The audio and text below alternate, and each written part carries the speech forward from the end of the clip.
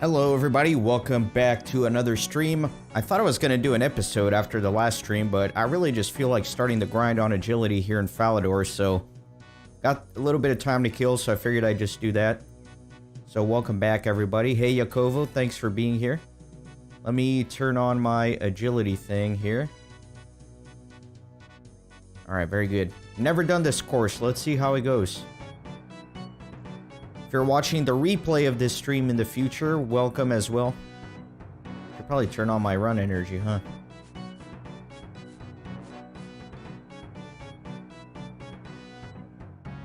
And as a reminder to everybody, be sure to check out the playlist for this series so you make sure you have all the videos. And I always appreciate a like, a subscription. Helps keep me motivated. And then what else? What else do I need to say? I need like a little template for me to follow whenever I start these streams. I feel like I forget important things.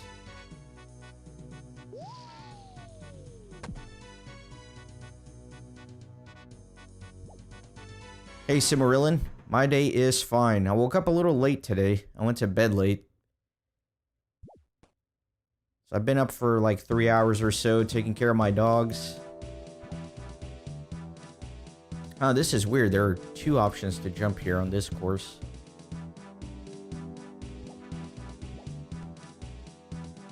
Alright, it's not too bad of a course here. It's gonna be slow, though. You don't get much experience.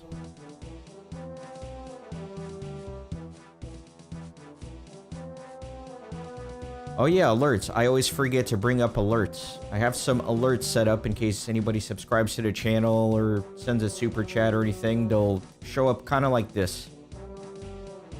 Hail. Have you come to heed the summons to war? Yeah, I'm having a bit of a lazy day. It's good to come grind some agility.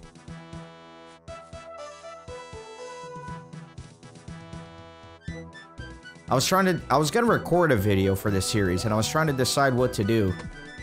There were a couple of quests I wanted to do. I still need to do the Stronghold of Security. There were so many options that I was like, you know what? Screw it. I don't feel like making a decision. I'm just gonna go train my agility and stream.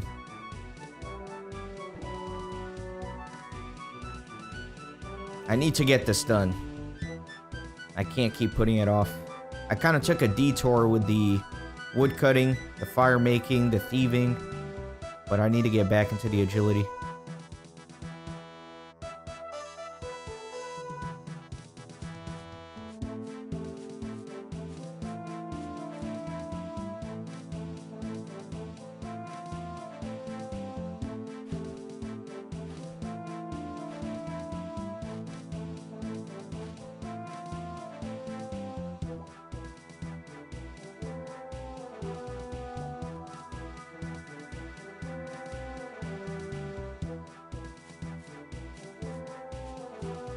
I'm gonna try to go all the way up to 60 agility here. So from 50 to 60. I think that will probably take like, I don't know. Does anyone know? I'm thinking like 50 or 5 to 6 hours.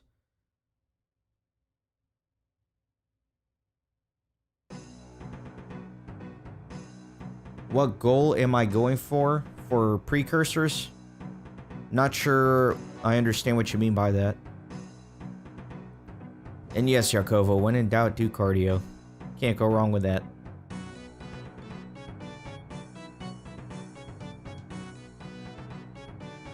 Yeah, I think the thing that kicked me off was I was thinking about doing Beneath the Ice Mountain quest for the next episode. Then I saw how much running around you have to do. So I was like, you know what? Agility it is.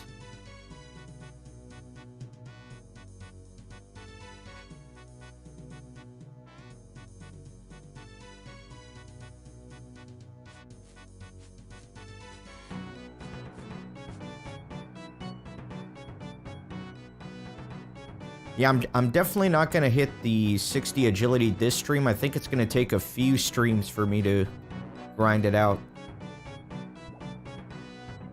Don't really have a plan right now. Just going to keep doing it till I need to go do something else.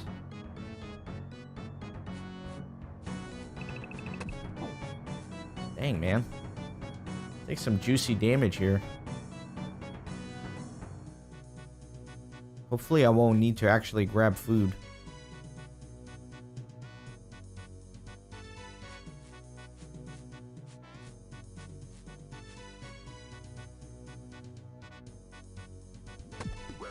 Okay, I might have to. I keep failing this. I'm down to 9 health.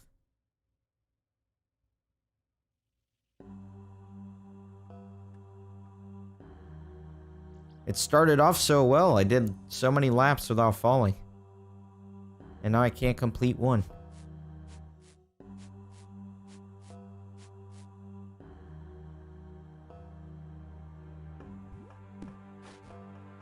Yeah, I got plenty of cakes. That shouldn't be an issue.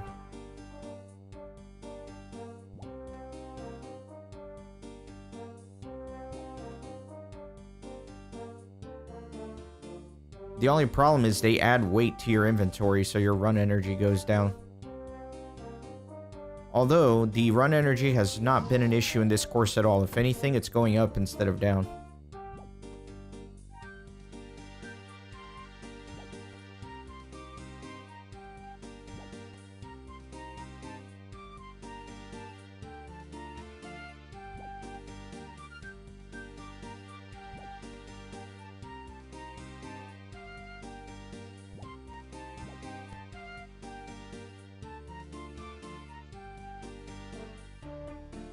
Alright, looks like I'm getting my first mark of grace here.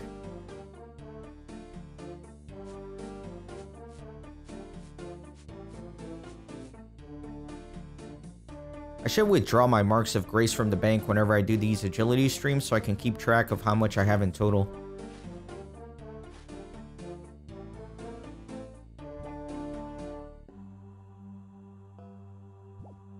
So Cimarillon, you've done this grind before? The 50 to 60 agility on Falador?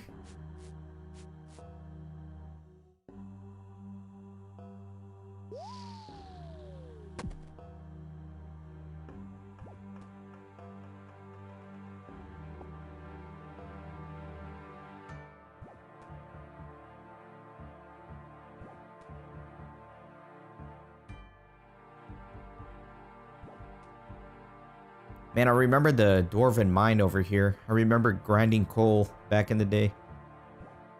Alright, so let me ask you, how long do you think it'll take to go from 50 to 60 here?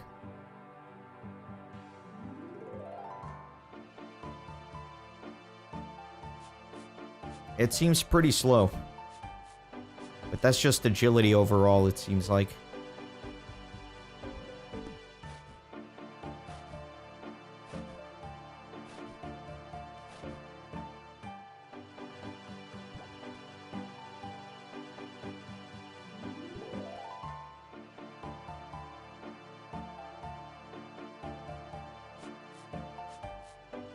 Yeah, I'm thinking after here, I'll probably go to Sears Village rooftop course. Or I may even go try some agility pyramid.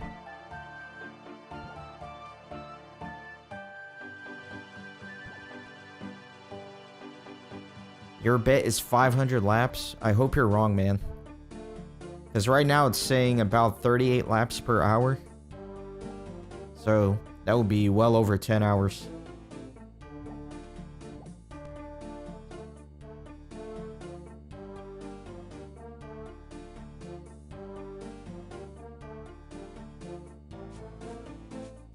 I guess I could calculate it. You know, this information's out there somewhere. I'm sure there's like an agility calculator. Plug in your current experience, the level you're trying to get to, and what rooftop you're doing, and I'm sure it tells you.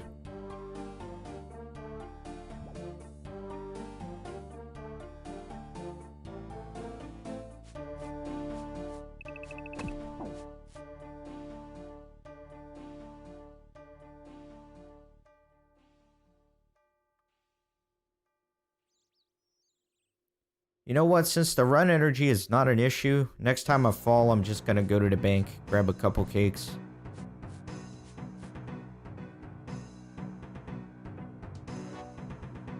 Oh, okay. Yeah, thanks for looking that up for me. 392. That's more manageable than the 500.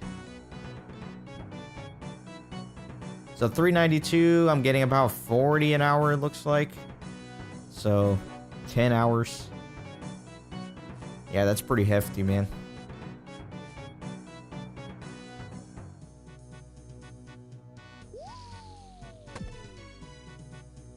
It'll probably take me like 3 streams to do that. I was thinking of doing a little bit shorter stream for this one. I just kind of popped on without planning. I probably will be here for like 2-3 hours.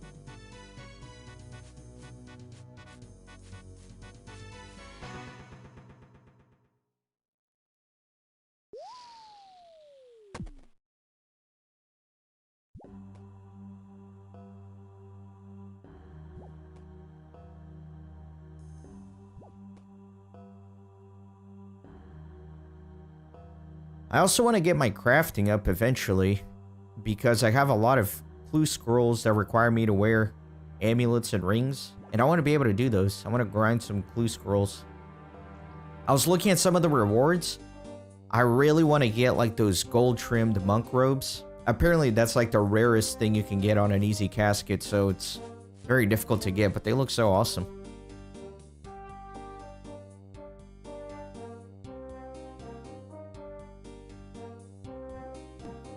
Have I made any thoughts on the changes that I'm wanting to do to the videos for intro?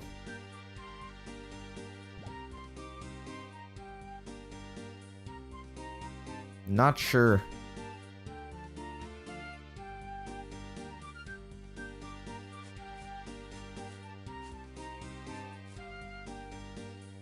What do you mean, like a recap of the streams at the beginning of videos?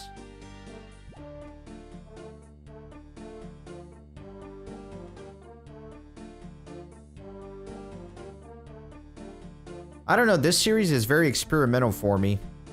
If you check out anything else on my channel, everything is very organized. I know exactly what I'm going to be doing with each video. I've researched it, I've practiced it. But with RuneScape, it's a little bit of a free-for-all, you know? There's really no direction to it. I'm just kind of streaming whenever. And recording whenever as well. It'll probably be bursts. Like right now, I'm very addicted, so I'm doing a lot of RuneScape. And then I'll probably disappear from this series for a couple weeks and then come back and do daily videos again. It'll be kind of sporadic, I'm assuming.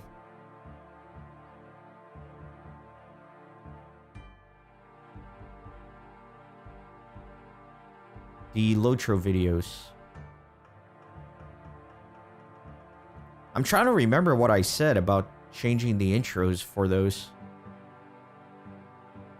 I don't have any plans of changing anything with that series. That I can think of anyway.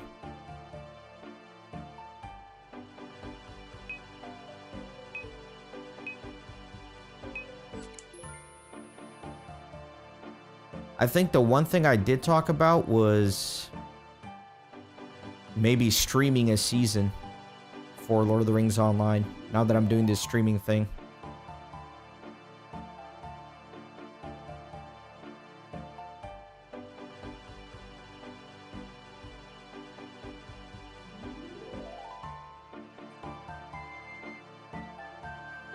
I don't know, man. When I record hundreds of videos in that series, it's kind of hard to remember everything I talk about. I probably repeat myself a lot in those videos too. That's why I try to tell people whenever they comment on my videos to put like a timestamp. Like if I say something and you're responding to it, it helps when you put a timestamp so I can go back and see what I actually said.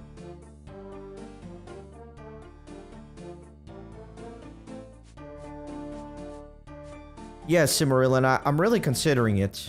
I'm thinking for whenever I get to a season that'll be easier to record, like one of the areas that you go back to in the game, like Wildermoor or Yonder Shire or something like that. I think I might try to stream one of those. The only thing is that my Lotro series is very scheduled. It's 3 times a week. Every Tuesday, Thursday, Saturday. So if I were to stream a season, I'd have to break from that schedule, at least temporarily.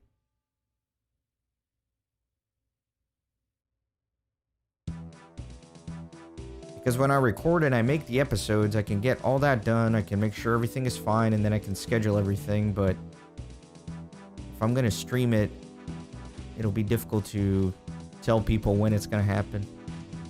It'll just have to happen whenever I can.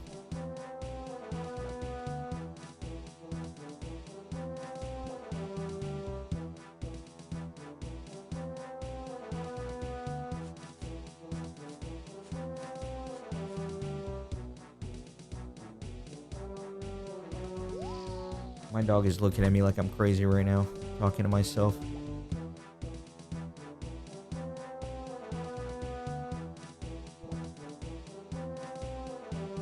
This one's actually my parents' dog. My parents are out of town and I'm watching their dog for them.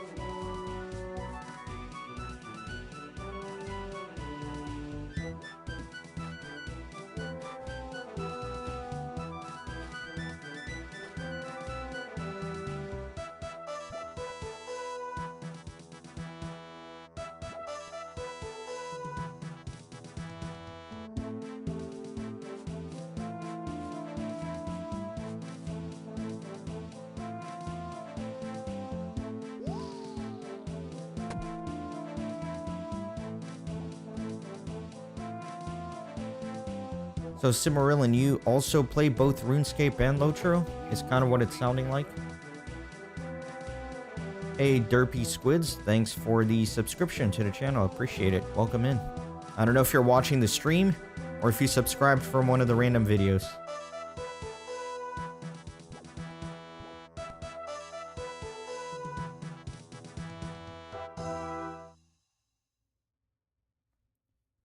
Yeah, speaking of my groove for the Lotro videos, I need to finish up the next season. The current one that's uploading is almost done, so I need to record more Lotro, man. I've been so addicted to the RuneScape that I've been neglecting the other projects. I need to get on that.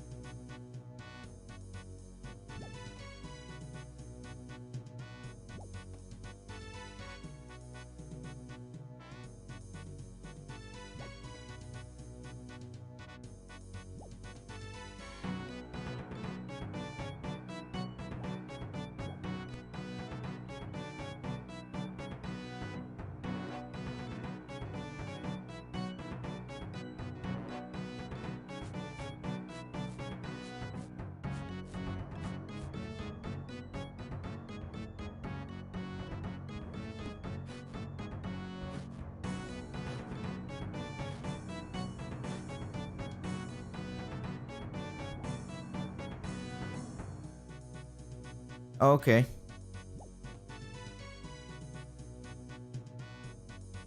Yeah, right now in terms of the next season, obviously I got the Eastern Gondor one finishing up, and I've been recording the Old Anorian season. I'm almost at the end. I think there's only a few more episodes left for me to record. I'm at the epic battles. So the Defense of Minas Tirith and Hammer of the Underworld, I'm trying to do those. The problem, as I'm sure you know, is with those is if you fail to get the platinum on it, then you can't just try again. You have to wait until the next day to be able to try again. So that's kind of where I've been stuck at, because I've failed a couple of the side quests. Well, not failed them, but I just couldn't get the platinum. There are a couple of side quests that require you to kill an epic foe within 30 seconds. And that's been surprisingly difficult for me for some reason. The Warden has good damage, but I think building up the Gambits, it takes a little bit of time to get the damage going, you know, because you got to put some bleeds on the enemies. And once you get everything going, then you do a ton of damage. But I don't think the Warden has very good burst damage, which is what's needed for those things.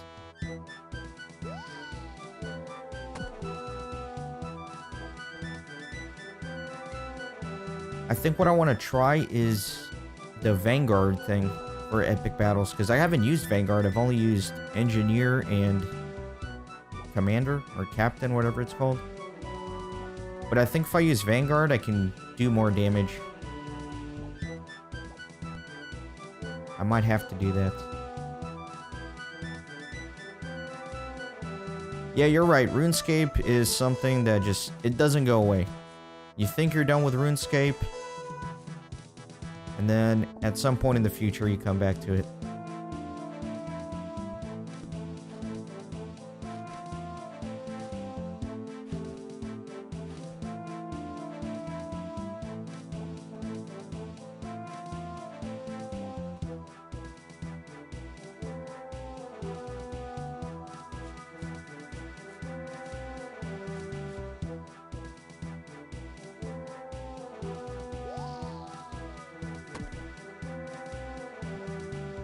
What class do you play in, Lotro?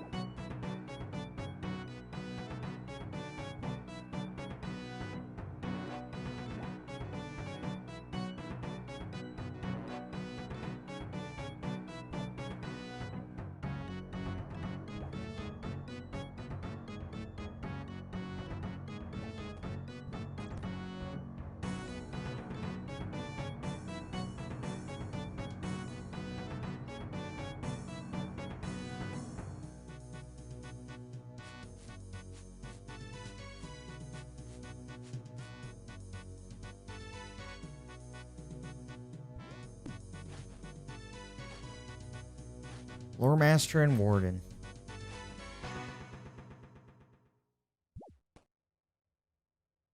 Lore Master is a classic.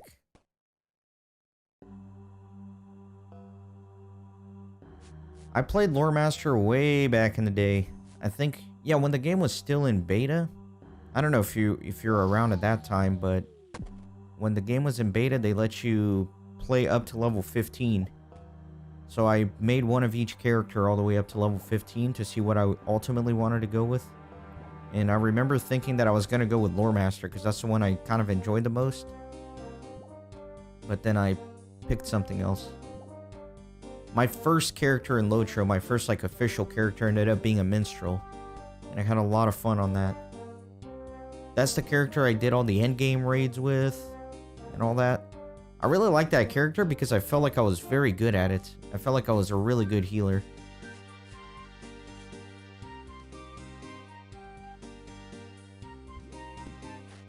But that was a different time. That was when the game was super active, so grouping was a lot more necessary and easier. So it was worth being a healer, but once the game became a little bit more solo than group, then I wanted to change characters, do something that's more soloable. So I made a burglar, and I got my burglar pretty far into like West Rohan. And then I was getting to Helm's Deep with my burglar. That's when I thought, you know what? I should make a series out of this. And then I abandoned the burglar and made the warden.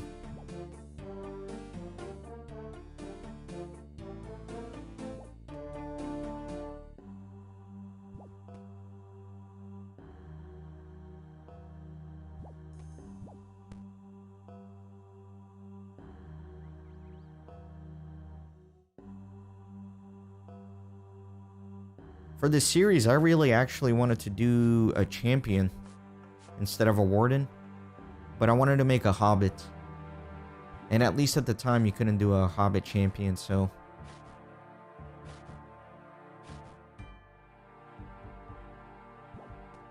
I feel like a champion's a little bit more laid back. You don't have to think as much. You can spam some buttons instead of having to think about your gambits and all that. I'm not the best warden. I don't pay too much attention. I need to get better.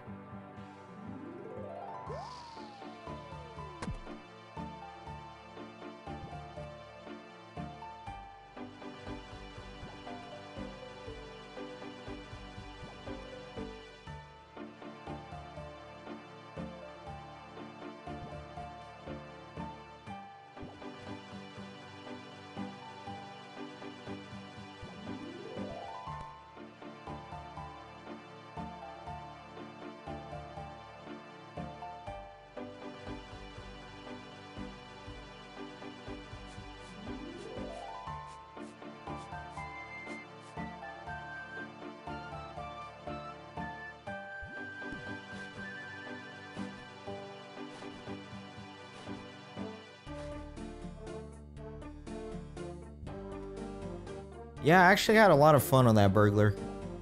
I miss it sometimes. I like being able to sneak around and then setting up the kill by going behind people to get the extra damage.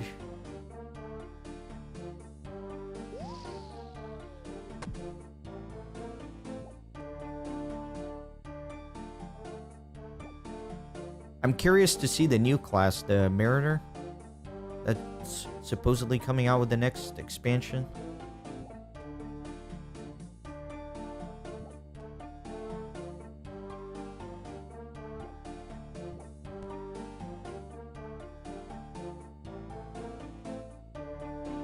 The only class I never messed with was the newest one, the Brawler. When the Bjorning came out, I played around with that a little bit just to see, but I never messed with a Brawler.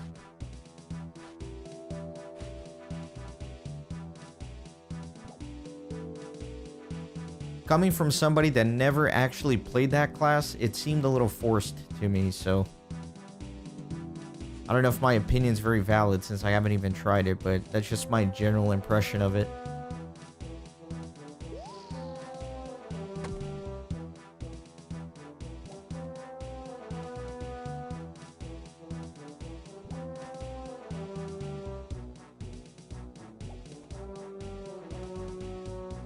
Nah, I don't think I would level boost another character. Maybe once I actually finish the series, like once I get through all the regions and I've done all the quests and pretty much done everything in the game, then maybe I'd start looking at what I can do with different characters. That's the thing, that there's just so much stuff to do in the game that I don't think I'll ever find the need to make a second character. See, I never understood people who play MMOs and they have like a million characters. It's like there's so much stuff to do in the game for just one character. Why would you make like 7 of them? I don't get it.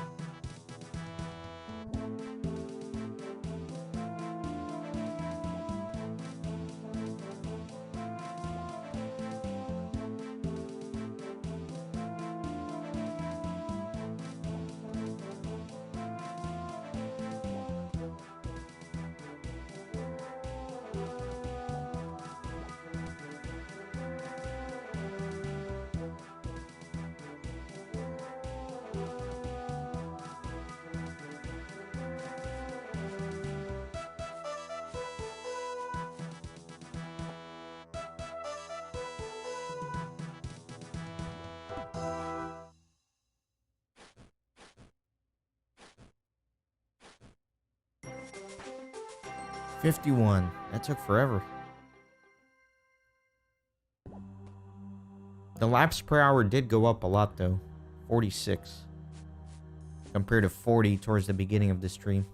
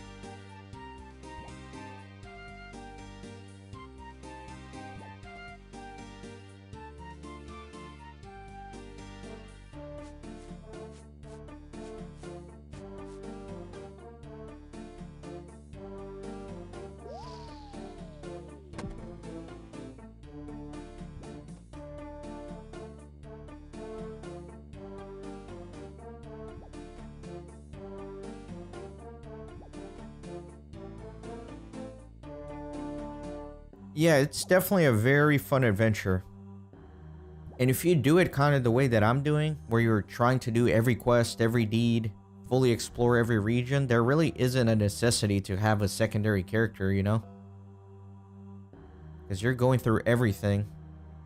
Except only one character gets all those benefits.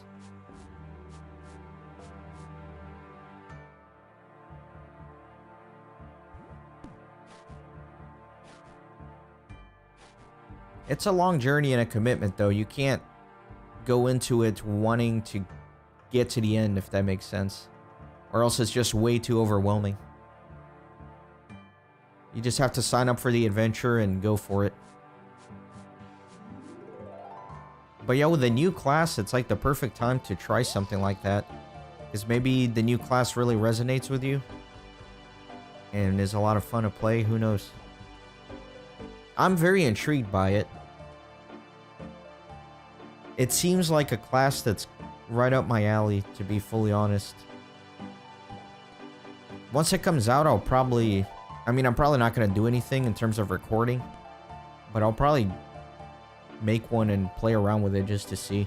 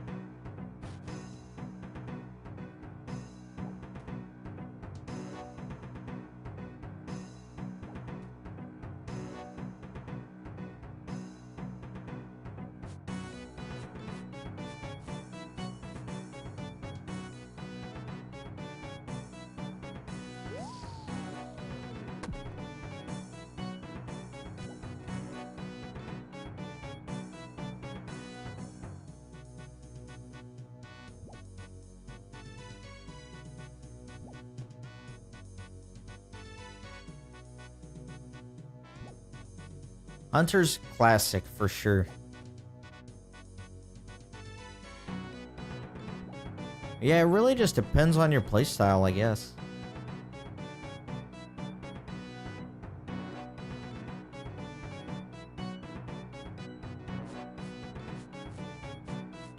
The main reason I ultimately went with the Warden was for the soloability of it.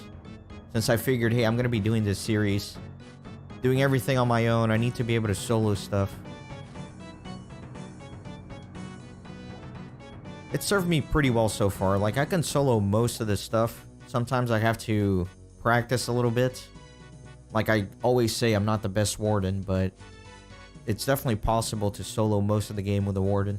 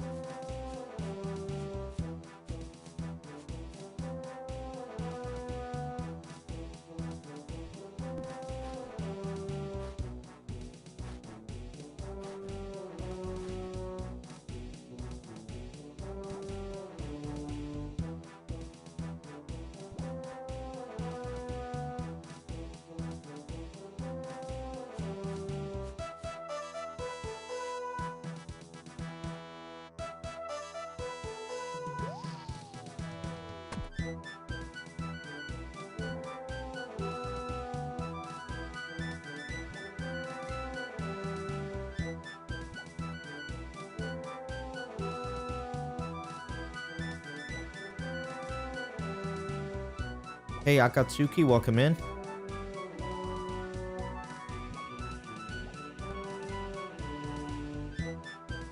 Doing some random agility grinding. I couldn't figure out what to do for the next RuneScape episode. So I was like, you know what? Instead of trying to decide, I'm just going to do another stream. I'm going to get this agility up because I've been putting it off.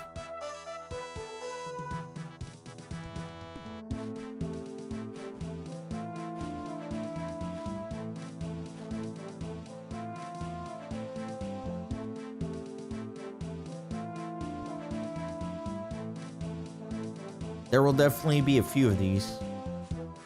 It's gonna take multiple for me to get all the way up to 60.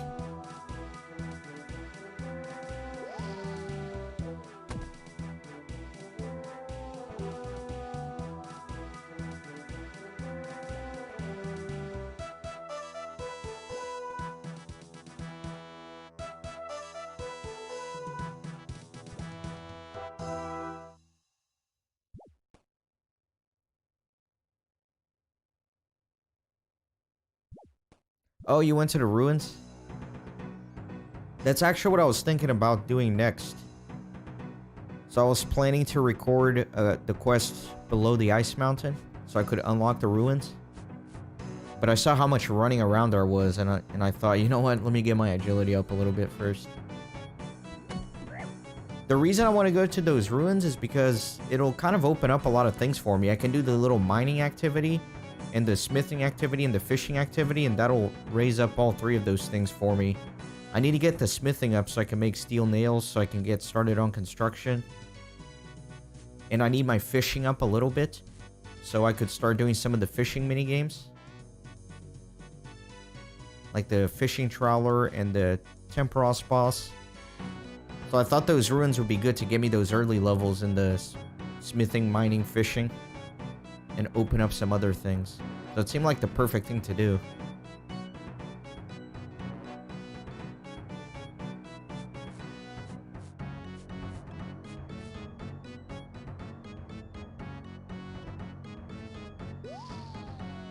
A hammer like an actual smithing hammer or like a weapon hammer? Because I know you get like one of three parts depending on what activity you're doing in there. And if you put all three parts together, you get like a hammer or mace or something like that. That's actually a decent weapon for early level. Or are you talking about something completely different?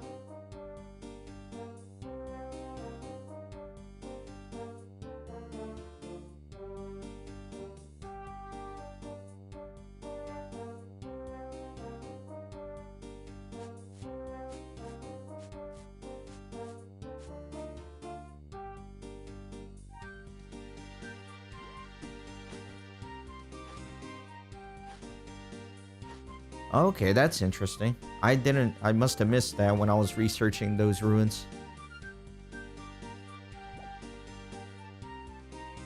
You said it's a 1 in 600 drop, so did they drop from the golems that you fight with combat? I'm assuming so. I don't know where else. Well, maybe the... What's that little maze at the end that you pay like 750 shards to do? There's that little maze. Is that where it drops from, or is it from the golems?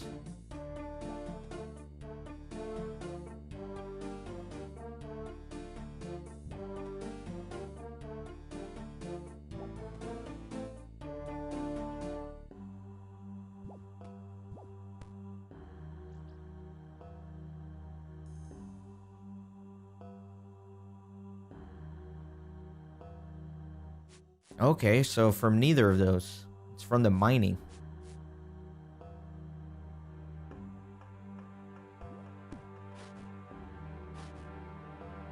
There might be a chance for me to get that, because I feel like I want to grind for the weapon. And I think that'll take a few hours at each activity. And maybe that's enough to get me that hammer. That sounds nice. Anything that saves an inventory slot is nice.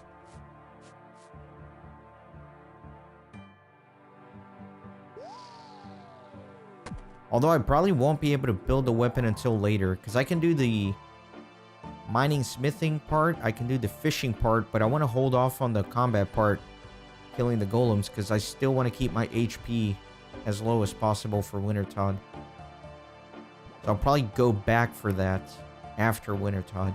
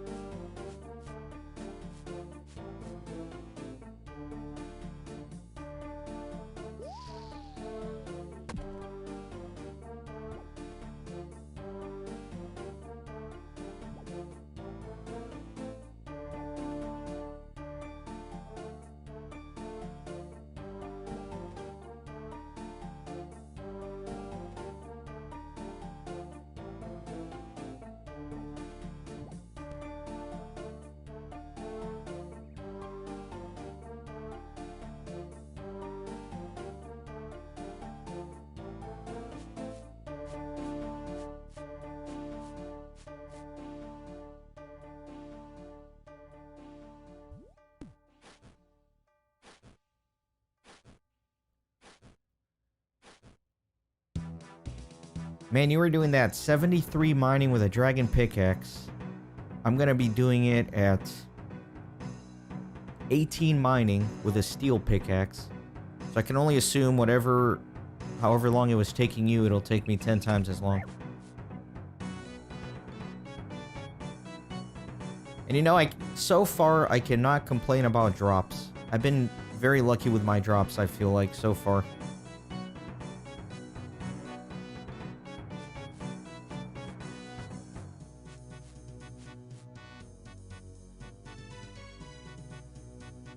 Specifically thinking of my time in Canifis when I got my steel axe and that miraculous Eye of Newt I didn't even know was possible to drop.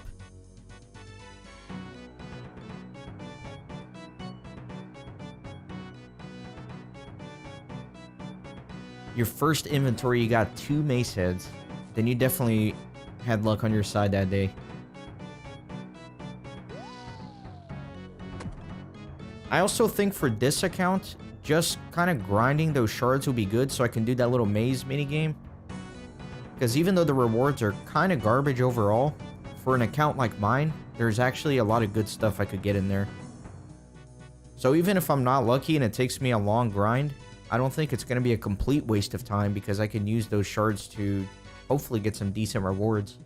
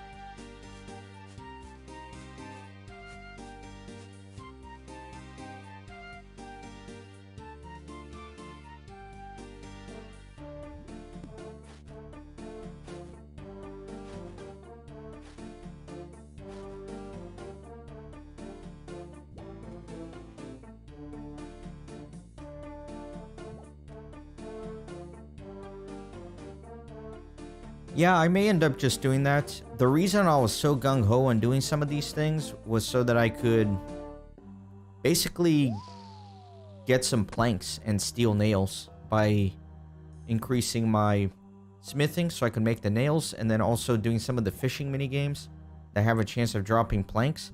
But then I realized I don't really need to get construction up. All I need to do is buy a house to be able to get the construction experience in Wintertod. For whatever reason, I thought you had to like unlock construction and gain some levels in it, but apparently all you need to be able to do the construction part of Wintertod is just own a house.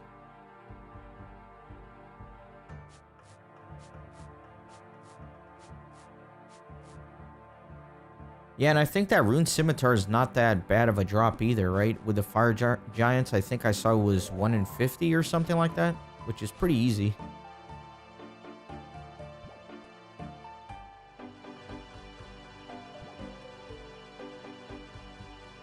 I was also thinking about training magic at Hill Giants so that I could maybe start getting some keys to do the Hill Giant boss, Obor.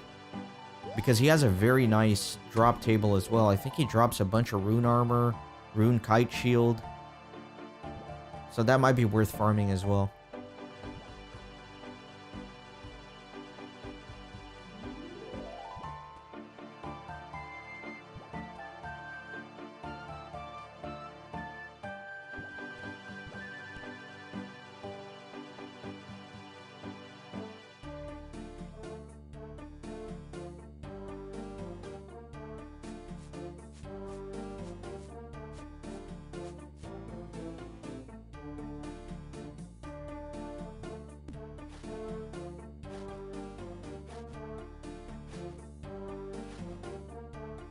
Yeah, man, that HOA, they'll get you.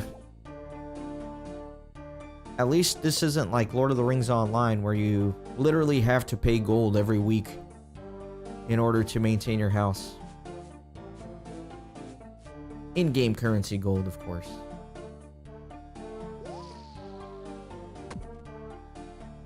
But yeah, in Lord of the Rings Online, if you don't pay your taxes on your house, they literally take it away from you.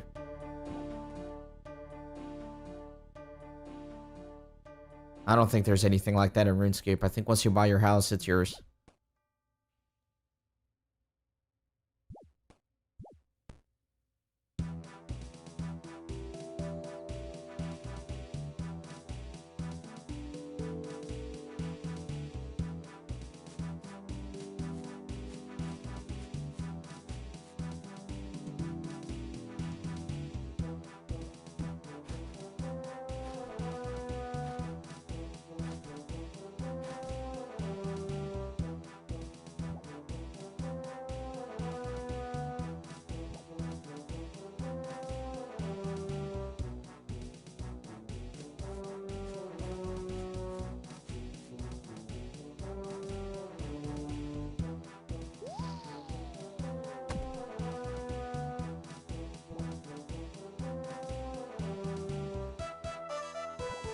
Oh, okay, it's 1 in 128. I don't know why I thought it was 1 in 50, but either way, 1 in 128 is still not that terrible.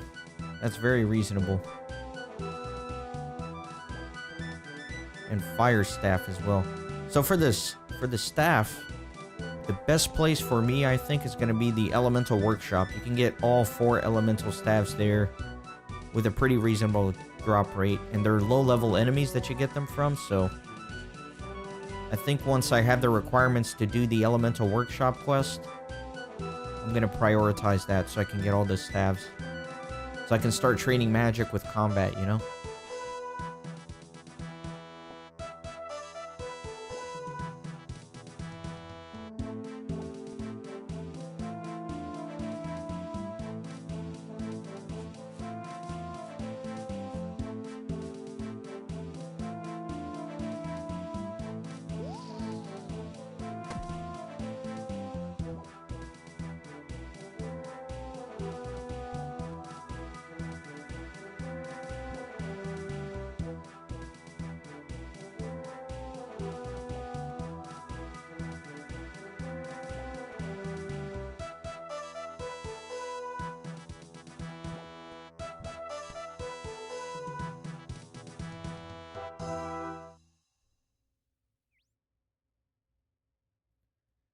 What about a dragon scimitar? I know you need to do monkey madness for that, but once you've done the quest, are there monsters that drop that? Or can you only get it from the little shop once you complete the quest? Do you know?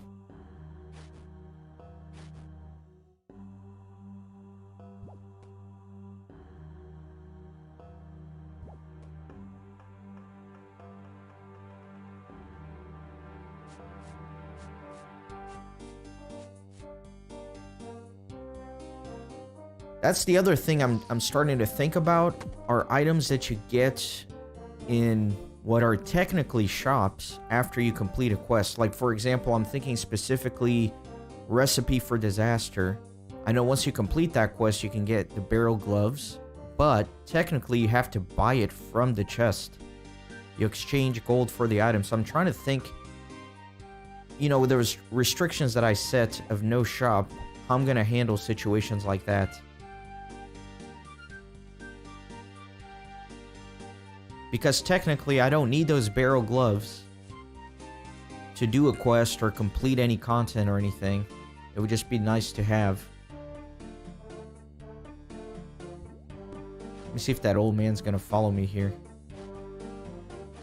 It's weird to get these random events when you're doing the rooftop course, because they'll like pop up as you're doing a thing. Then you can't interact with them.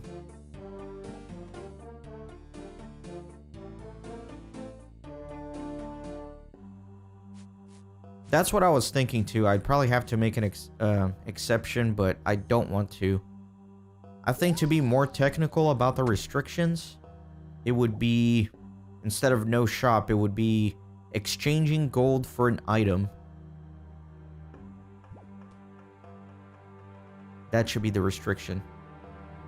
And I think the only time I would make an exception would be if it's an item required for a quest, or like a mini game or something, and there's absolutely no other way to get the item.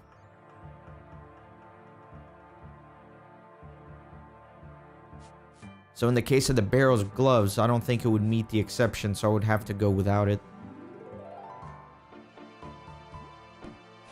Yeah, that's another possibility, is counting it as a quest reward. I don't know, I haven't thought about it. I think once I get closer to things like that, I'll probably just throw up a poll and see what people think.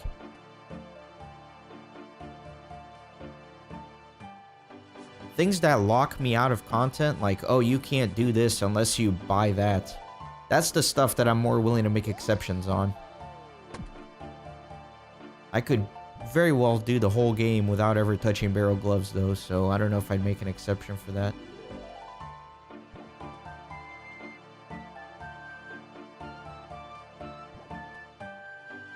See, Yakovo, because the problem is, if I make that exception, then, for example, I can make the exception for Dragon Slayer too, you know? It's like, wow, I did Dragon Slayer, and now I can buy a rune plate body, and I can count that as a quest reward. But that's kind of cheap, I think. Same thing for the Monkey Madness. I can count the Dragon Scimitar as a quest reward, but that's also kind of cheap.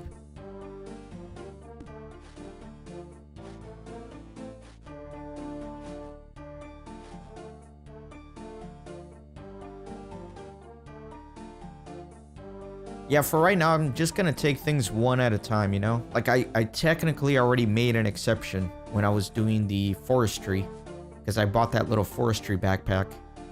That was technically exchanging gold for an item.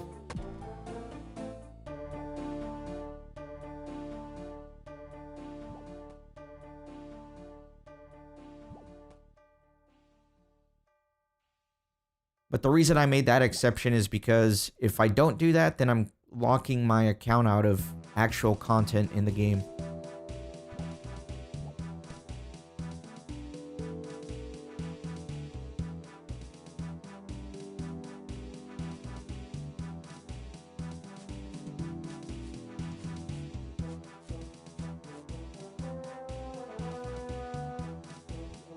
Maybe in the near future, I'll sit down and actually write down very specific rules as to what the no shop actually means. You know, like the legal definition. It'll have articles and sections and be reviewed by top-notch lawyers.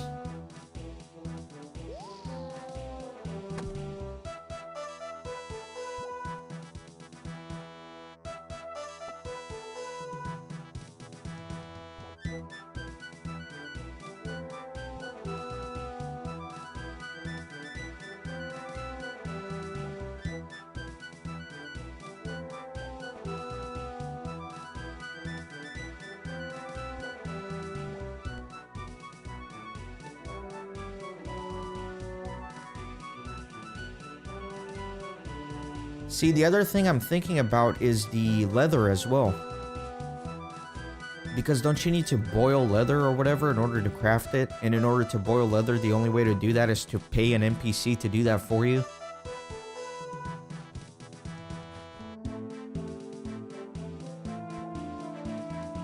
So my gut instinct for situations like that would also be to make an exception, because it's less you're buying something from a shop and more you're paying an NPC for a service.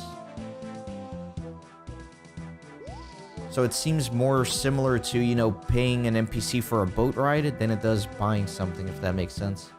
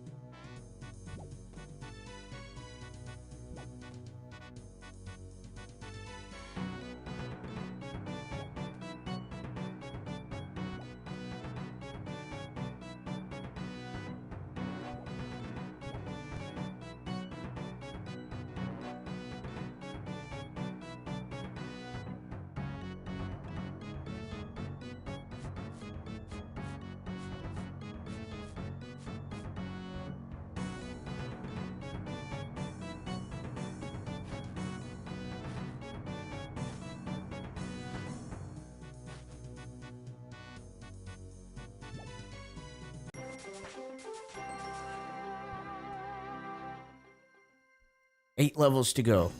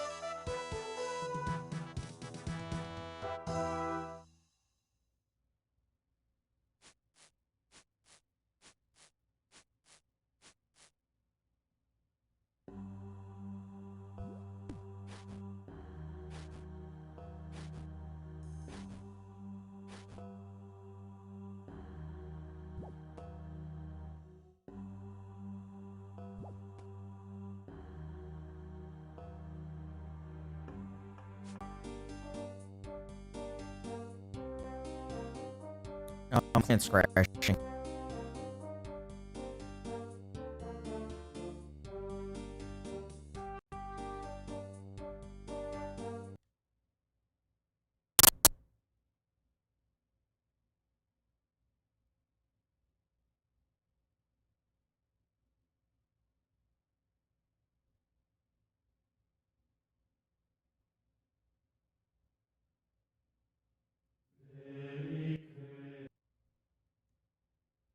Sorry guys, give me a second. My RuneLite client crashed. Do you guys have this happen to you? Rune client crashes? It's the second time it's happened to me. Happened last time I was streaming as well.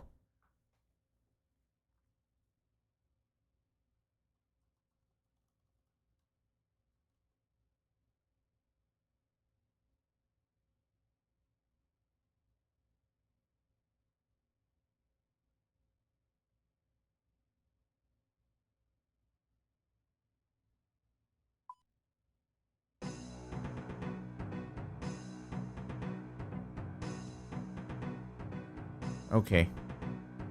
I think that I am back.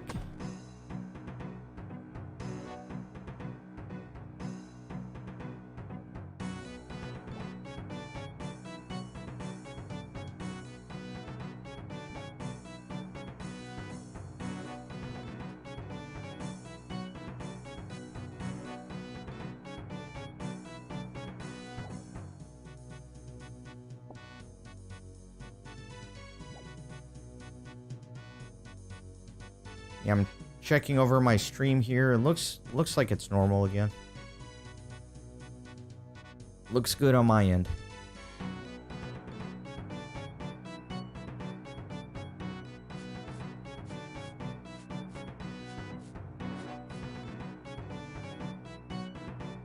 Yeah, see, this is a little stressful. It's fine if the client crashes when I'm doing some rooftop courses in agility. That's fine. But what if I'm in the middle of some intense combat as a hardcore Ironman? That's not good.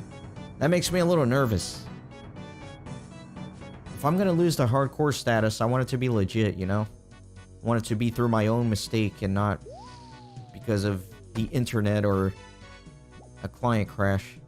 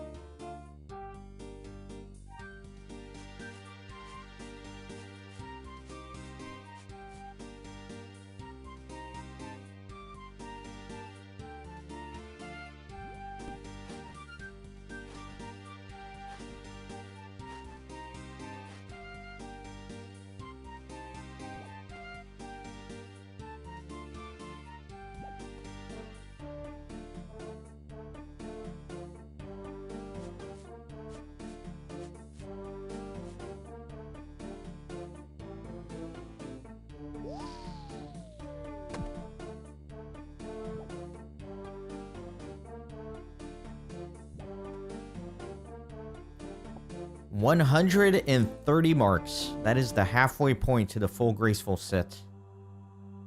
That's going to be a nice milestone. That's going to be a good item to have. Or set of items, I should say.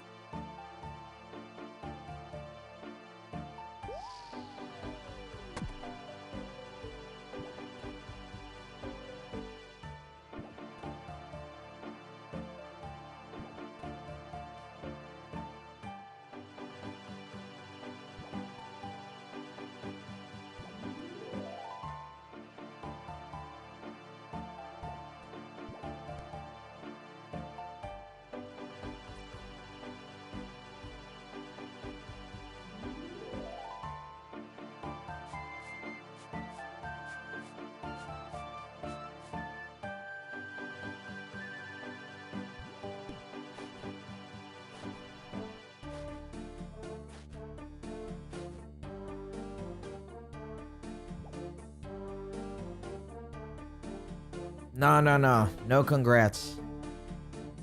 Can't congratulate somebody when they're only halfway through the goal. I'll take it once I actually get there.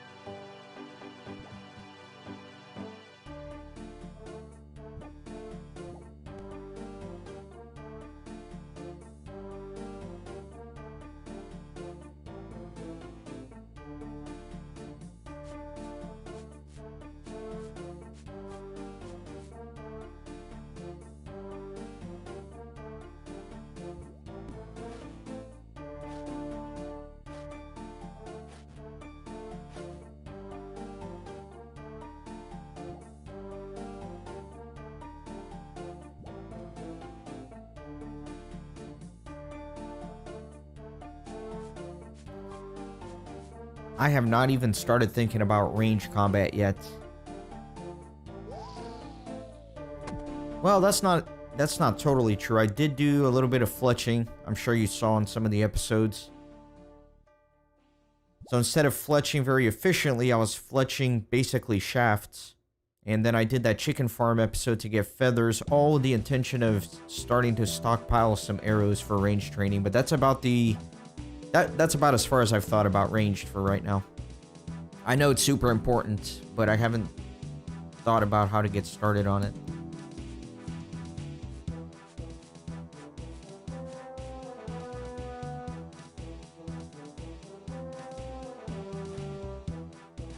And I did get a willow shortbow from that beginner clue casket that I did. So I know I'll use that eventually for training. Doesn't sound like a big deal, but again, with no shop, it's nice to have that willow bow there.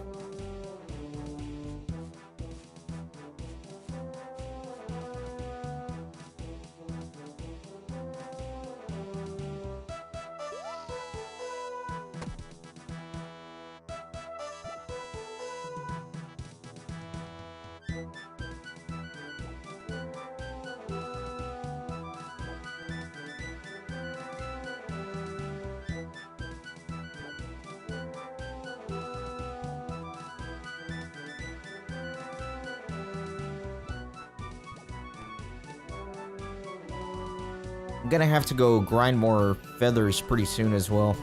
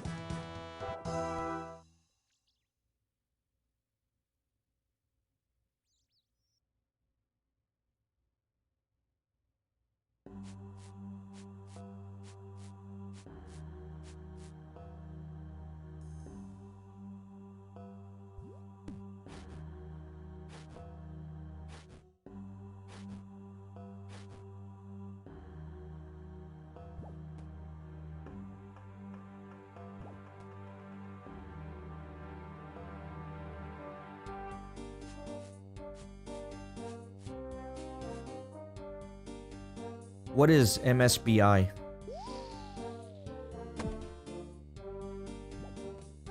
Magic shortbow?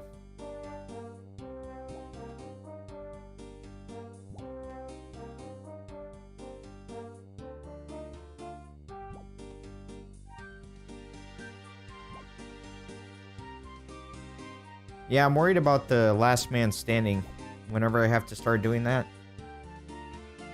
I've never been good at PvP in this game at all.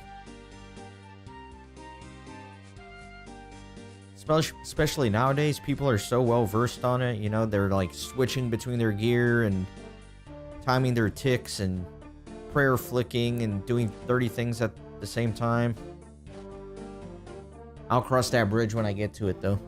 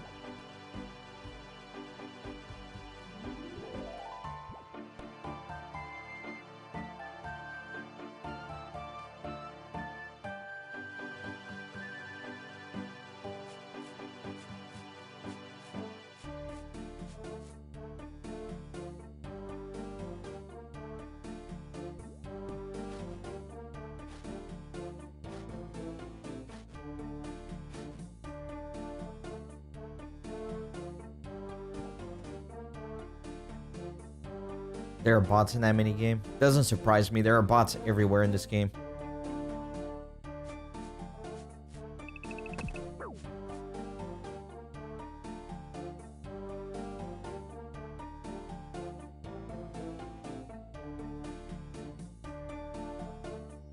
I don't know if they purposely don't do anything about it. I doubt it.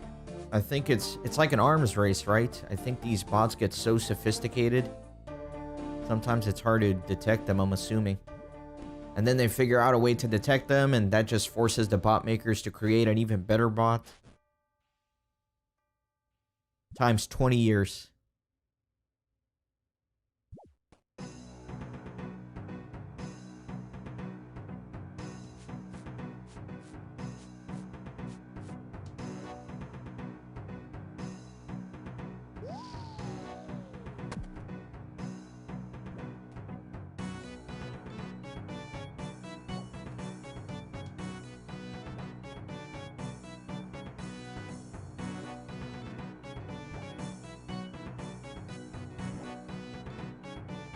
It's crazy. I've seen some videos on like RuneScape bots, and there are people that run these bot farms and they make like millions of dollars a year. Just basically running bots on a game.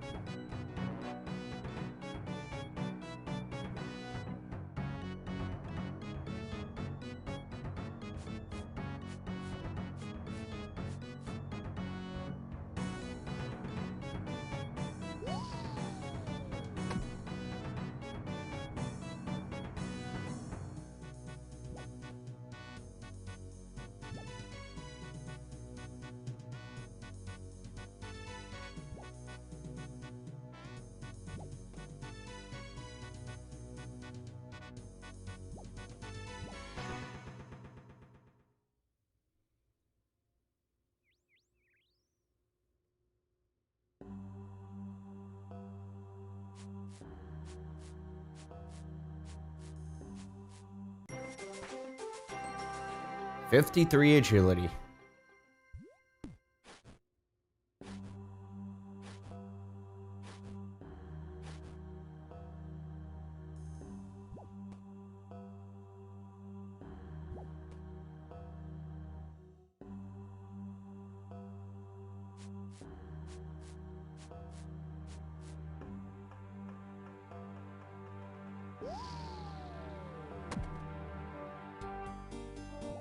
I've noticed the Marks of Grace drop rate in this Falador rooftop course is pretty low. I feel like I'm not getting very many of them.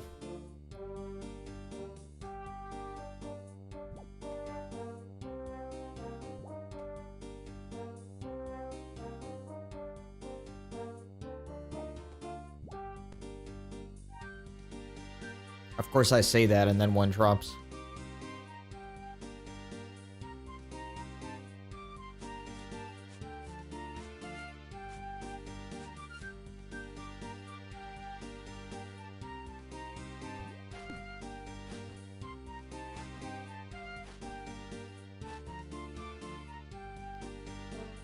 Dude, I think everybody got into programming when they were 12 to make a RuneScape bot.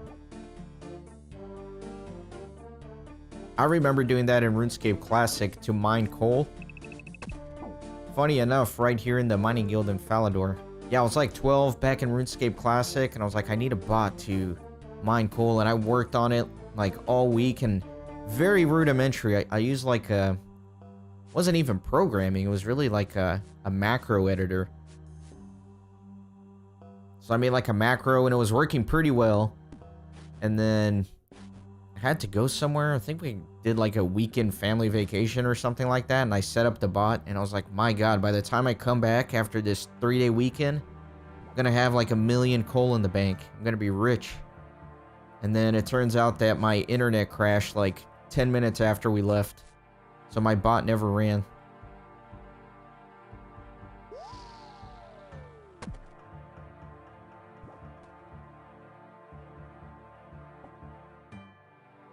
But yeah, that was a long time ago.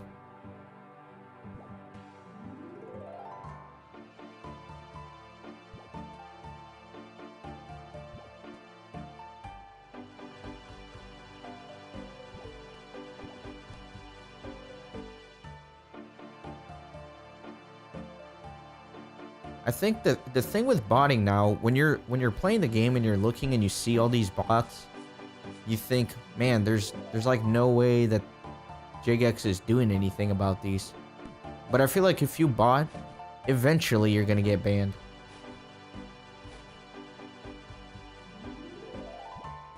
So if you actually want to play the game and you want to have a character, if you bot, you're gonna be screwed.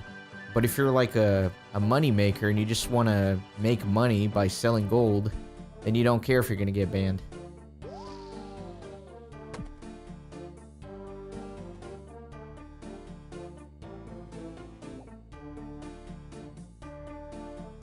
I think pretty much anybody who uses a bot now will have their day in court eventually. They may get away with it initially, but I think eventually they all get detected. The problem's really just the bot farms that don't care. You know, it's part of their business plan. Like, we'll have 100 accounts get detected each month, but who cares?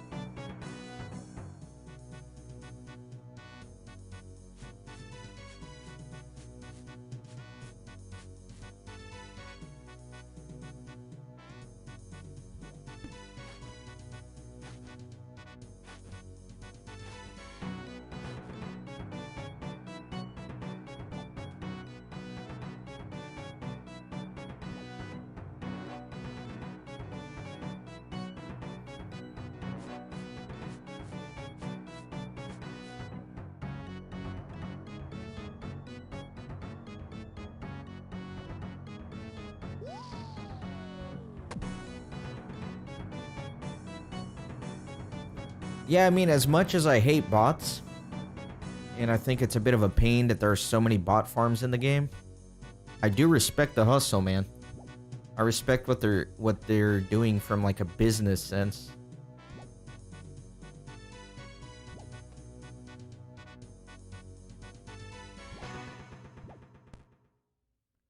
I forgot who the content creator is that basically follows all this stuff in RuneScape, but there's a YouTuber that basically just follows the world of bot farms in RuneScape, and some of the videos are super interesting, like the business side of the whole thing, and how they hyper optimize their scripts to make as much money as possible. It's pretty crazy.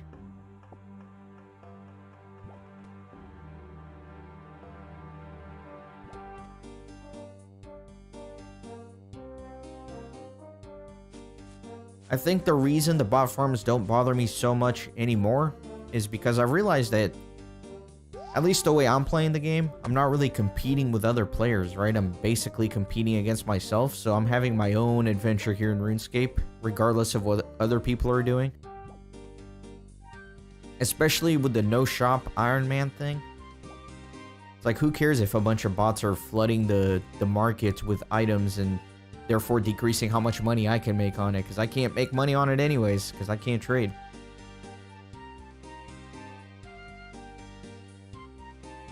So yeah, bot farms don't affect this character at all, and that's why I don't really care as much.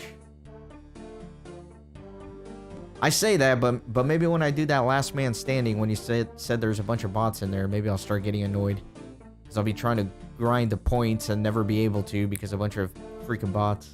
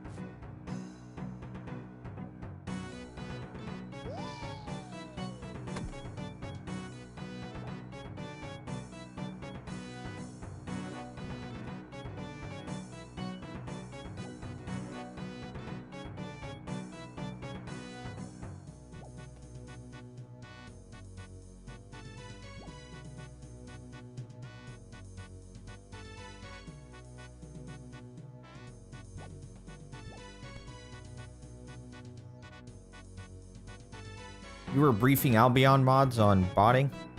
So you must be pretty deep into the botting thing. Or understand it well. Albion's a game I never played, but I looked into it and it looks super awesome. And when I realized how great it looks, that's when I stopped looking into it. Because I was like, man, if I start playing this, I'm gonna get addicted to this too, and I've got way too much on my plate right now. I don't need another MMO.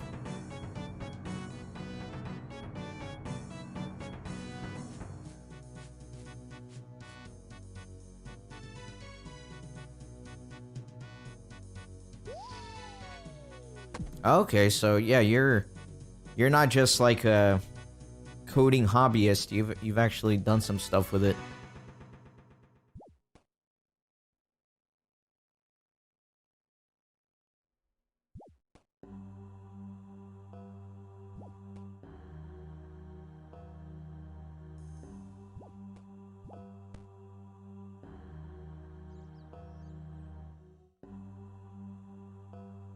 I've done a little bit of coding. HTML and CSS for web design, and then a little bit of Python, mainly for automation type of stuff. I was learning JavaScript, but I don't know, I got busy and then I stopped, and now it's like I don't even remember much, so I'd have to basically start over.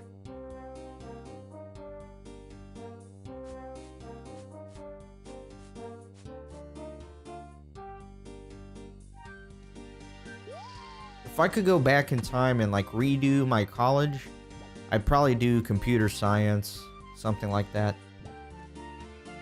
I don't know why I didn't. 'Cause computers and programming and that kind of stuff, it's always been my vibe. But I don't really have any experience in it other than just hobby, basic hobby stuff.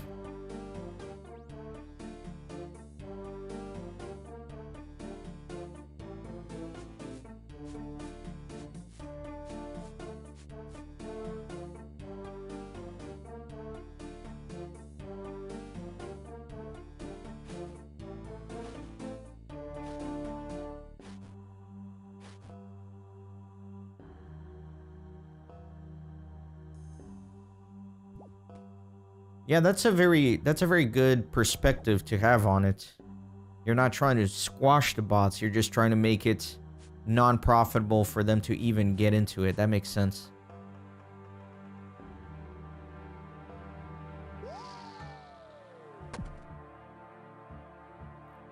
Yeah, when you say relative to other games, that makes even more sense, right? So like, let's make it so difficult and unprofitable to bot in our game that all these people go over to World of Warcraft to bot or something. Send them over there. Yeah, that's actually a really interesting way to look at it. It makes total sense.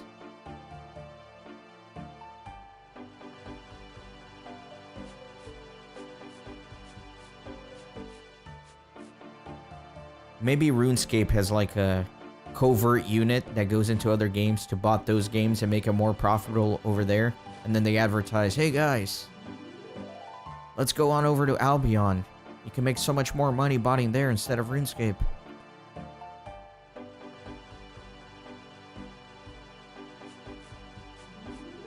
You didn't like working in that industry? You know, what I've realized is everything is a lot of fun until you have to do it as your job, and then it sucks the fun out of it.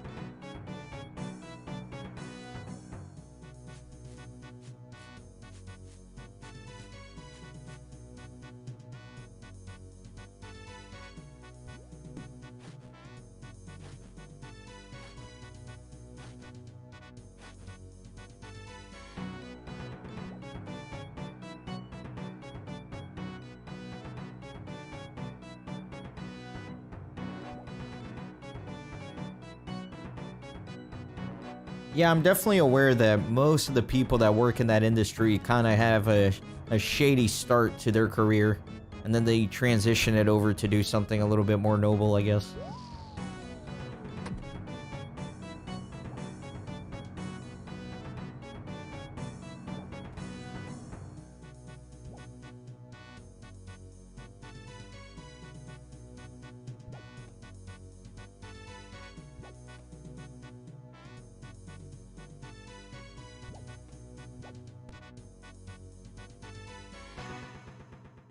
It's like the stereotypical plot line for every hacking movie out there. You know, some hardcore elite hacker that's taking down world governments, eventually gets caught, but instead of throwing him in jail, they recruit him for some super secret mission.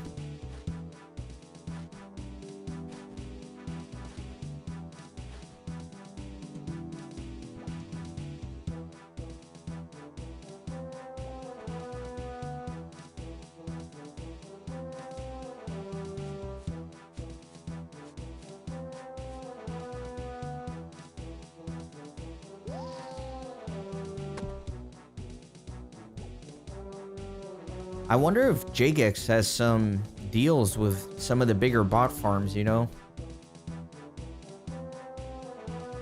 Like, let's say there's a really successful bot farm, and Jagex maybe just goes up to them and says, listen, we'll let you operate your farm here, but you need to feed us information on all the other ones so we can stop most of them.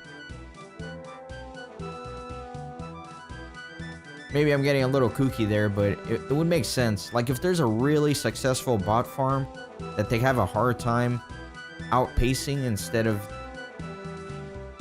well, outpacing in terms of their detection techniques, it would make some sense to try to strike a deal with them. Have them help catch the other bot farms.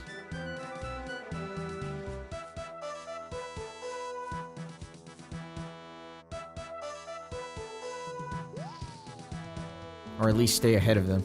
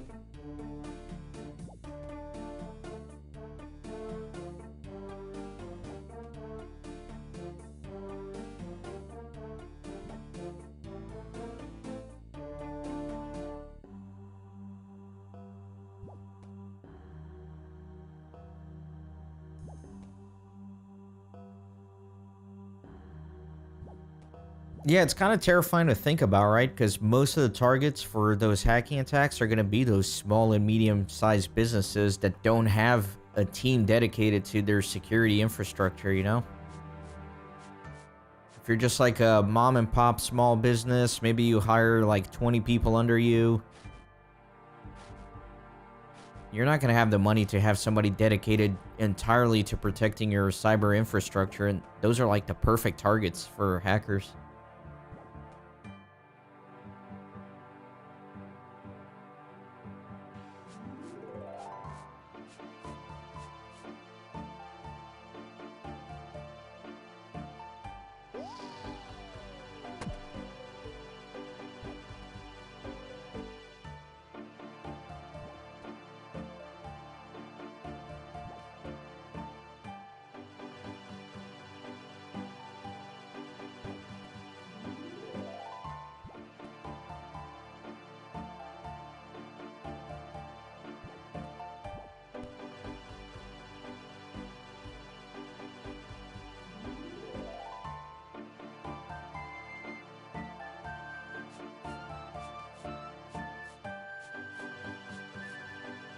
Speaking of which, these random events are kind of funny because if you think about it, that was one of their biggest updates for anti-botting, was adding these random events.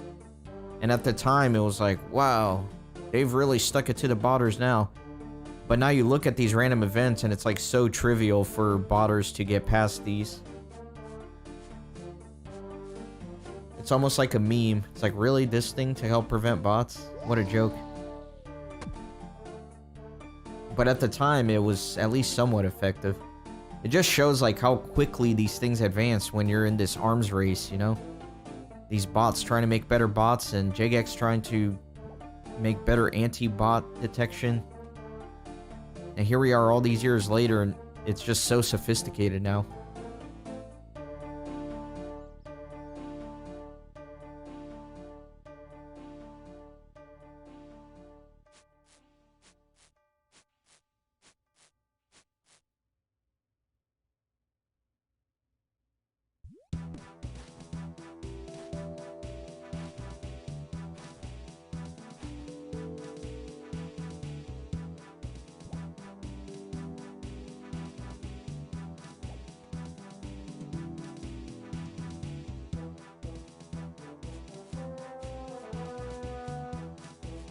I think the most effective anti-botting stuff that they've done is basically just make the game a little bit more enjoyable in different ways.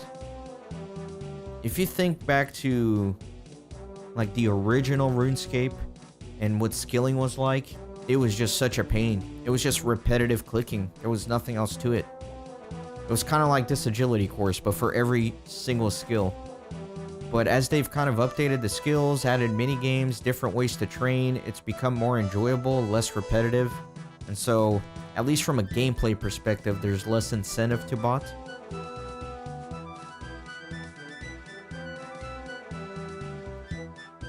In fact, I think most like gameplay botting, I think that's just almost non-existent nowadays, you know? I think most of the botting is strictly to make money.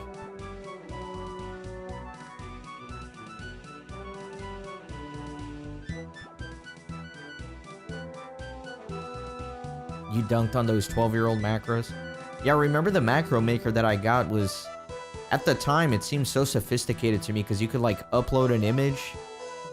So, like, the program would look for the image.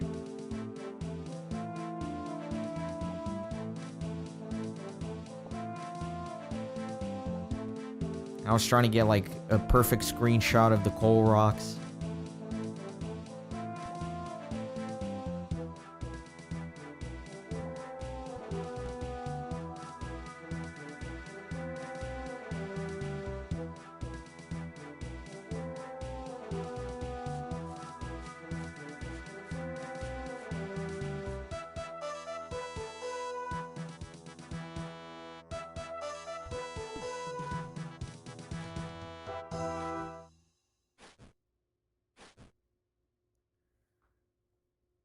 Yeah, hopefully no more deforestation for a while. I think I'm done with wood cutting for a while. It's all the way at 56.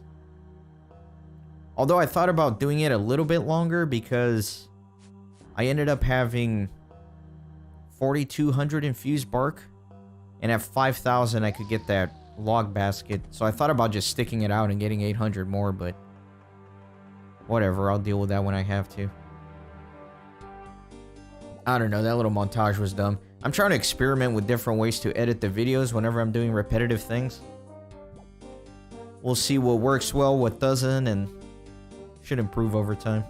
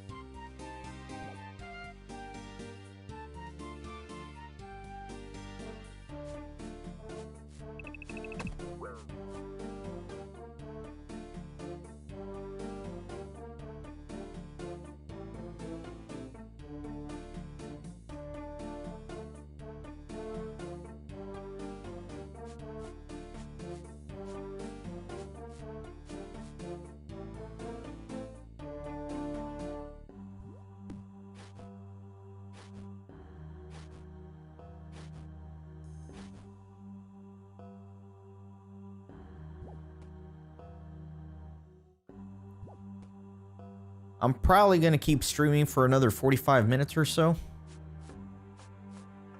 I would love to do more, but I recognize that I have other things I need to do, man. Always got to give the dog some attention. I still need to go to the gym today.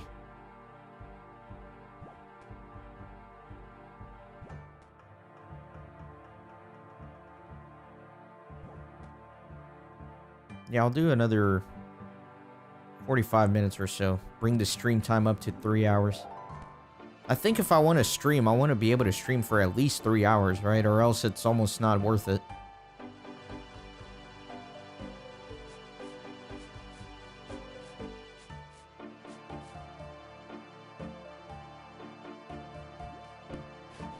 Well, not that it's not worth it, but I don't want to spam like 700 streams that are like an hour each. I'd rather have less streams that are longer.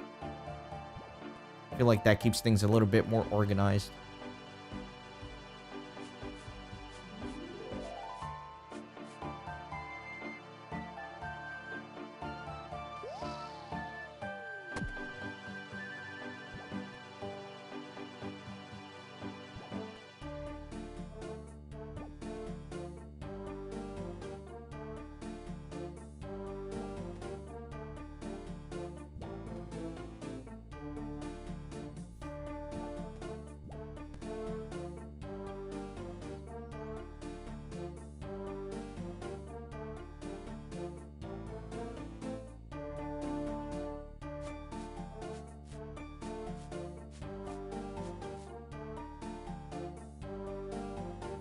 I have to go pray with the nuns. Speaking of which, I really do need to go pray in the game because I used up all my prayer points.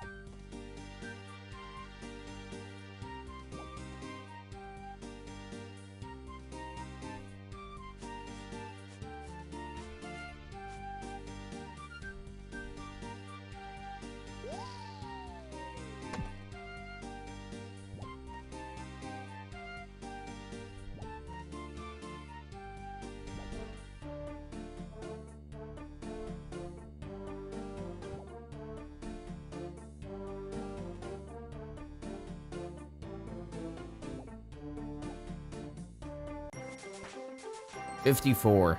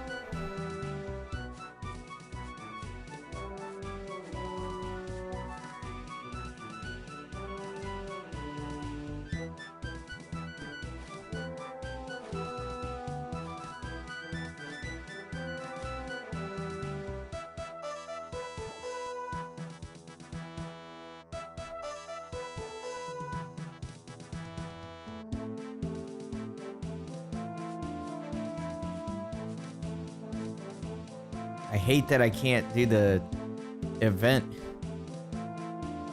I'm trying to talk to you, sir, but you're all the way over there. There we go. Hey, Dark Elf 609, would you like to come and solve a maze for me? Sure, I like exploring mazes. So you can actually get some pretty good rewards from the maze. Reach the maze center as fast as possible. The faster you are, the better your reward. I actually have never done this thing. Actually, I need to go here. There's a little door. Can I open these chests? Found a strength potion. That'll be useful for something.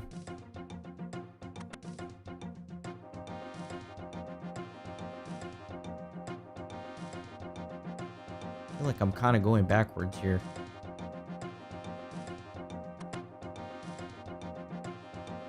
Alright, let me go in here.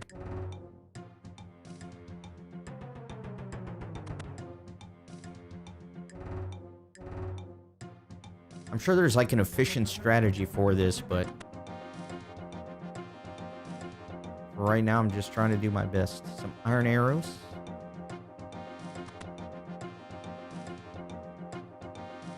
I hate seeing my little reward go down. 80%.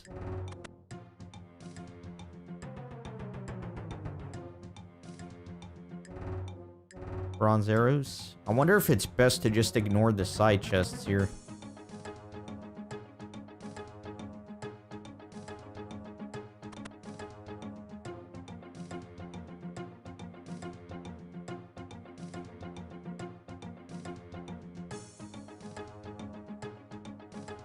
I don't think this is the right way, really? It tells you if you're wrong.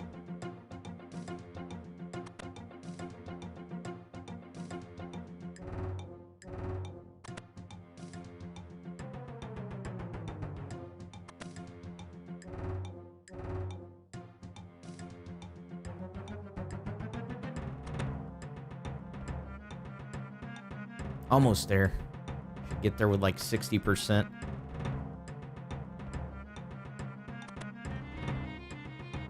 Go.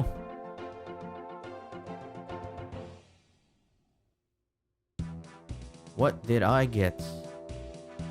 That's a mithril ore, bunch of feathers, and some nature runes. I'll take it. I'll definitely take it.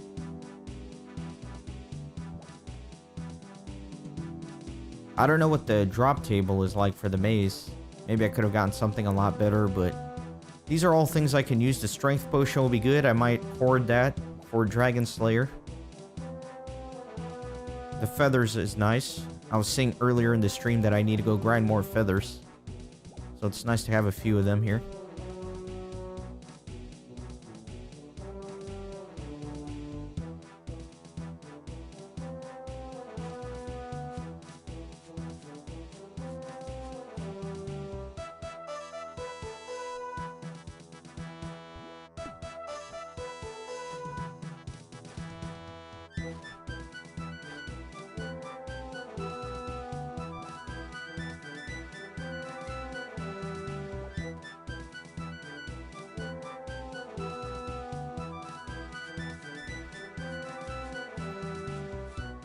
There's probably a plugin for the maze. You are probably right.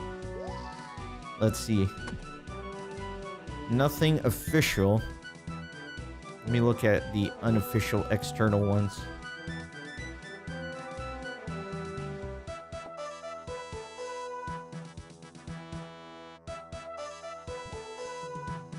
I don't know. It says amazing chest. Shows how long until a maze random chest closes. That doesn't sound like anything. Yeah, whatever. Honestly, I think the best thing that I got was from one of the side chests, the strength potion. The other things, you know, as an Iron Man who can't use shops, all this stuff is useful to some extent, but kind of garbage rewards, really.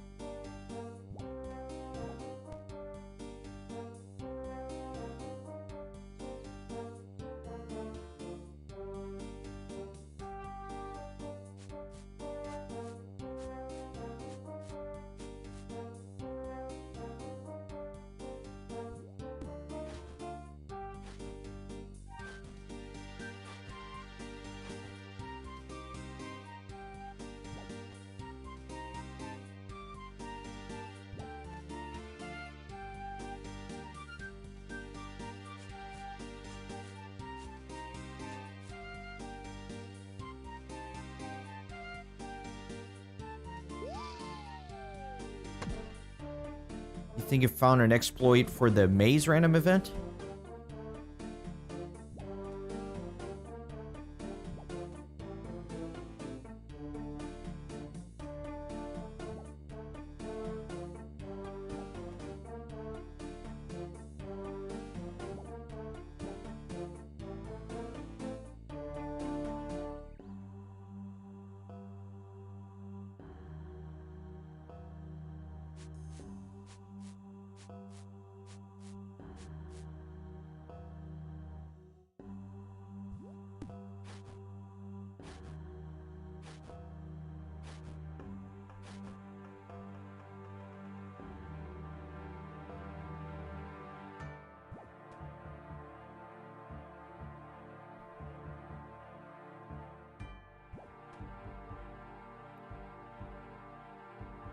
I'm reading the article on it. The maze layout is always the same, but not the player's starting position. There are 10 possible starting locations, so there's only 10 possible paths that you can take, optimal paths.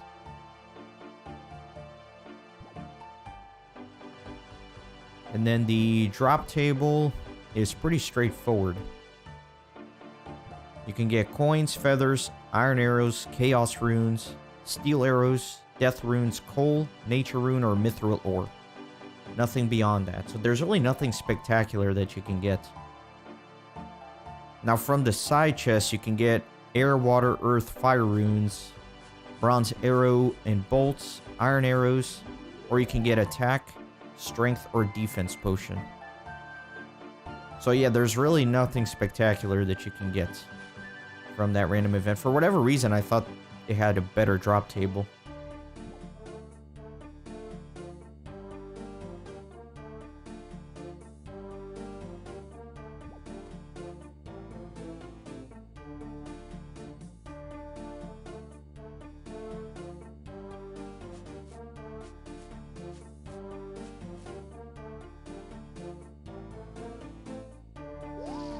Ah, so you're saying if you relog in the maze, you get to a different starting position and possibly the chests refill?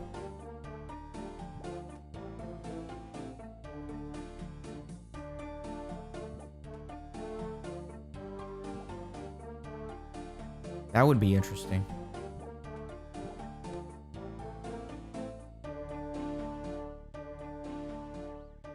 Yeah, this is a 2-dose potion.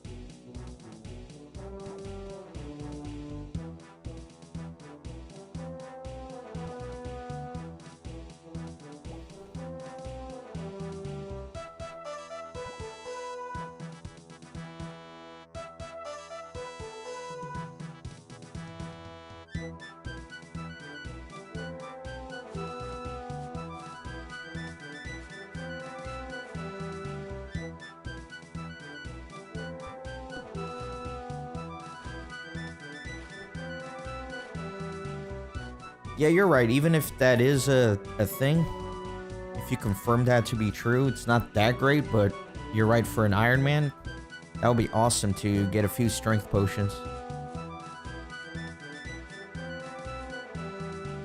Even if it is a thing, I don't think I would use it. Definitely don't want to be using any exploits or anything like that on this account.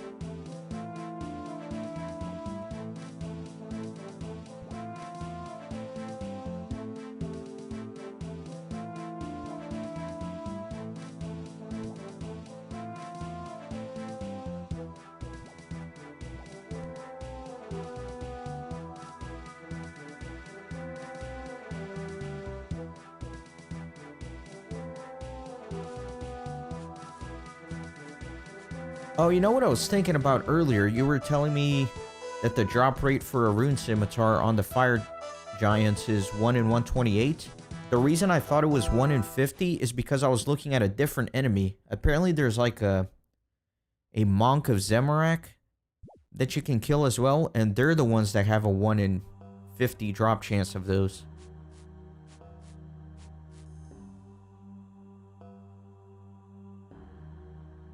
Let me double check that. I don't want to be making that up.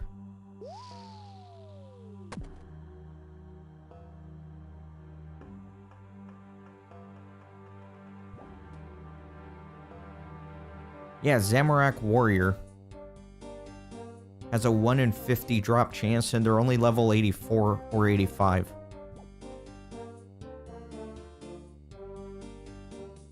So that may be easier to do than the fire giants.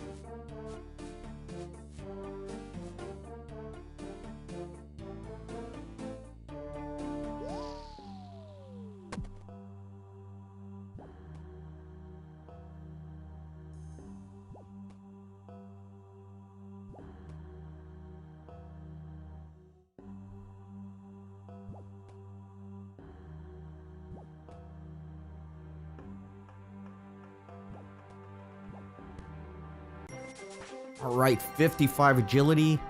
I think that actually makes it a good stopping point for this stream. Been going for about 3 hours now. I'd love to keep going, but I have some stuff I need to do in real life, so I'm going to call it an end here. It'll probably take me 1 or 2 more streams to get to 60 agility. I don't know. We'll see. But either way, thanks everybody for being here. I do appreciate all of you. Hope you had some fun, even if you were just lurking. And I will see you next time. Thanks again.